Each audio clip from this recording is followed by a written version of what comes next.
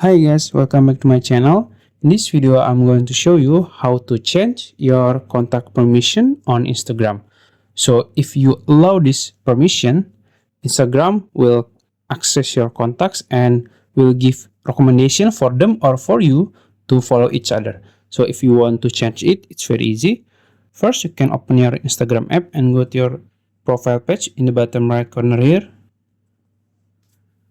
After that, you can go to your menu in the top right corner,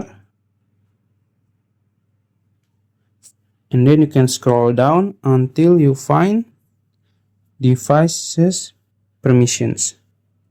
Take this one, and then as you can see there is some option: camera allowed, other allowed, and on the contacts you can change it.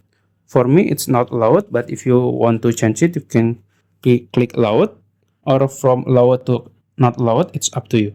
That's it. If you found this video helpful, please like this video and subscribe to my channel. Thank you.